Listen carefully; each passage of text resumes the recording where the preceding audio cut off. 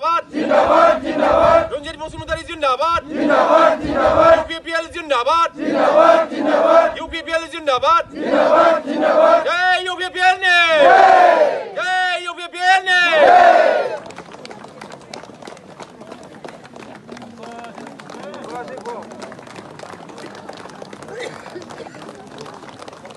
ये जोंनि सरकारनि आथिखालाव जिफोर बिथांखिफोर लादों प्रमद बर' दैदेननाय जोंनि यूपीपीएल सरकारनि गेजेरजों बे बिथांखि लानाया जोंनि साधारन रायजो राजाफोर बेजों लोगोसेयैनो जोंनि जायफ्रानोखि रांखावरियाव गोनां जायफ्रा बिजनेसफोर मावनो हायो जायफ्रा माखासे खामानिफोर मावनो हायो बै थाखोनि मानसिफोरनि थाखायबो बिटिआर सरकारा दिनै हाबाफारि लागासिनो दङ जेरैहाय अनसाय बिथांखि गियान सोरां बिथांखि बे जोंनि गाहाय थाखोनि जायफ्रा गोरिब गुन्द्रा न'खर बिनि थाखाय बे आसनिया आइ अनसाय बिथांखि दङ जोंनि बिमा जानो ओंखारनाय गोरबोआव थानाय बिमाफोरनि मोनसे बे बिथांखि बियो बिनिफ्राय माखासेया दङ जोंहा फिग मिशन जेरावनोखि एसे बुरजा थाखा फैसानि इनभल्भमेन्ट फैयो दा बेखौ थाखा फैसा गोनां मानसिफ्रा खामानि मावनो हायो आरो नङाब्ला बेखौ कअपारेटिभनि गेजेरजों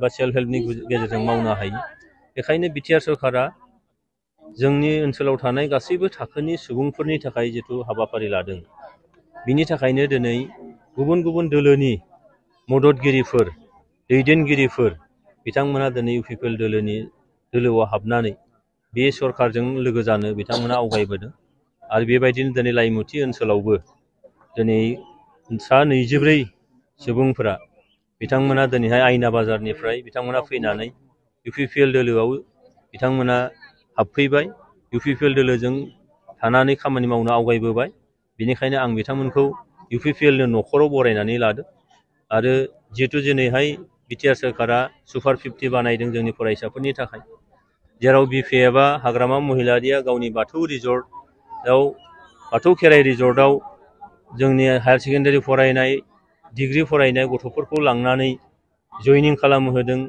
जौ जुवाजों गफब होदों नाथाय जोंनि सरकारा जोङो यूपीएससीआव फाथायहरदों जोंनि गोरों लाइमोनफोरखौ एपीएससीआव फाथायहरदों जोंनि गोरों लाइमोनफोरखौ जोंनि इन्जिनियार बानायनो जों नागिरदों डक्टर बानायनो जों नागिरदों दा बेबायदियाव समाजनि गासैबो थाखोनि जोंनि सानसुमैफोरखौ लानानै गोरों गोरा मानसिफ्रा दिनै यूपीपीएल दोलोनि मावनाय हाबाफारि बा बिनि जिफोर सान्थौ आरो सानस्रि बेखौ दिनै मोजां मोनदों बेनिखायनो दिनै जेरावबो खना खनला जायगाफ्राव यूपीपीएल दोलोआव दिनै हाबनो थाखाय जयनिं जानो थाखाय दिनै आवगायबोदों बिनिनो दिनैहाय नैबे लाइमुथि ओनसोलनि आयना बाजारनिफ्राय दिनैहाय सा 24 सुबुङा दिनै जोंनि दोलोआव हाबफैबाय आरो हाजार हाजार बेबायदि जगाजग जाबाय थादों दा जों नुदों जे काम्फा बरगयारी जेम्स बसुमतारी एमसीएलए बेनिफ्राय जिसया समफ्रामारि कास्टम बसुमतारी बिथांमोनहा फैयै बुंफैदोंनो जे हाखौ बिथांमोनासो होगोननो फरेस्टनि हानि लेन्ड टाइटेलमेन्टखौ बिथांमोनासो होगोन होननानै बुंफैदों सरकारावनो गैया बे बोरैहाय जानो हाथावथाव दा बे बाथ्राफोरखौ दिनै रायजो राजाफ्रा जाम्बा जाम्बि नंलिया बयबो दिनैहाय ससियेल मिडियानि जुग बयबो मोनथिगौ जे बिथांमोना बेसेबां लेभेलसिम बेसे गोथौनि ना बेखौ बिथांमोना मोनथिगौ हा होनो हागोन होननानै बुंदों थांनाय समाव 15 बोसोर काम्फा बरगयारी बिथाङानो दिनै डिपुटि चिफ जानानै फरेस्टनि EM जानानै बिगासे हा होलांनो हायाखै दिनै सरकाराव गैयैयाव बोरै होगोन बेनिखायनो जोंहा ट्रिपल इन्जिन थानाय सरकार बियो सेन्ट्रेल गभर्नमेन्टआव दङ नरेन्द्र मोदी दैदेननाय बेयाव जोंहा सासे MP दं मदद खालामदों दिनै आसामाव डक्टर हिमन्त बिश्व शर्मानि दैदेननाय जि सरकार बेयाव जोंहा उरखाव गोरा ब्रह्म बिथाङा दिनैहाय मन्त्रि हिसाबै दङ बिटिआरआव दिनै प्रमद बर' दैदेननाय सरकार जानानै दङ बेनिखायनो मोनथाम इन्जिनजों दैदेनजानाय बे सरकारखौ दिनैहाय रायजो राजाफ्रा गनायनानै लादों आरो जिहेतु हाया फरेस्टनिल' नङा जोंहा रेभिनिउ भिलेजावबो हानि जेंना दङ जेराव BPF सरकारा बिगासे हा होलाङाखै जोंनि सरकारा बे बोसोरथाम फुरायबाय दाखालि डिसेम्बर 15 तारिखआव दा बेखिनियाव 1,06,000निख्रुइबो बांसिन सुबुंफोरनो दिनै हानि पाट्टा राननानै होनाय जाबाय फरेस्टनिया आलादाबाव 1,06,000 सुबुंफोरनो बैसोमुथि जे बिथांखिनि गेजेरजों जोङो हाखौ राननानै होदों आरो बे थांबाय थागोन जेब्लासिम लास्ट सासे सुबुङा हा मोना पाट्टा मोना बे समसिम जों मावलांबाय थागोन। बेखायनो बे गासैबो हाबाफारिफोरखौ नुनानै दिनैहाय गुबुन दोलोनि मानसिफ्रा जोंनि दोलोनि फारसे गंग्लायनाय फैदों। बिथांमोना जोंनि फारसे अनसायनाय दिन्थिदों आरो बेबायदिनो जयनिं जाबाय थादों। एखे लाइमुथि प्राइमारि सिङाव थानाय जोंनि 22टा गामि दहलपानि फरेस्ट ब्लक लावपानि एरिया एफआरसि सिङावनो जोङो दङ। दिनै बे हालामावनो जोंहा अराय सम जुगि जुगि संसार जानो एबा हारा बेगें गारनायनि सिमां दं। नाथाय जोङो गोसो मोदोम जिउ होनानै सारमोनखौ देरहायो। नाथाय दैदेनगिरिफ्रा जोंखौ नाफाथा खालामो। बेवहाय आङो दुखु मोननानै दिनै हारसिङैनो बोराबनानै दिनै जिसुवा सारजों आं थांबायमोन। नाथाय जिसुवा सारनि मोजां बुंनायावहाय आं गोजावबायमोन। नाथाय आंजों लोगोसे गोबां मानसि थांफाबायमोन। दिनै फैयै फैयै माखासे जोंनिनो ओनसोलनि बिदा फंबायफ्रा आंखौ बादा होदों। बे बादा होनायखौ लानानै दिनै आङो दलरैनो आंनि जेसेबांनाखि 19 सना 20 सन हानजाफोरखौ लानानै आङो बे सरखारजों आं थाफिननोसै। सरखारजों थाफिनबासो आंहा बेवहाय लामा मोनगोन, न' मोनगोन, स्कुल मोनगोन। बे लामाजोंनो जोंहा फिसा फिसौ फोरोंलांगोन आरो बे लामाजोंनो हान्थिनानै सानसे फिसाफ्रा गोरों गोरा जाहैगोन। बे ओनसोलखौ फोसाबनो हानाय, बे ओनसोलखौ दानो हानाय बा अफिसारफोर जाहैनाय थिग बे मिजिंखौ लानानै जों अराय सम आंनि हान्जाखौ लानानै जेब्लायबो बेयावनो थाबाय थासिगोन।